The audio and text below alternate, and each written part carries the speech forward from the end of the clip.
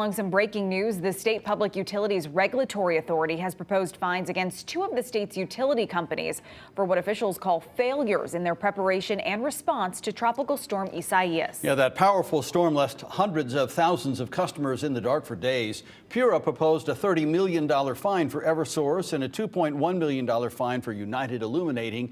Both Eversource and UI defended their preparations and response to the storm. In addition to the proposed sanctions, PURA ordered the power companies to increase the number of line workers who restore power after storms. Eversource and UI now have 20 days to request a hearing to argue the fines.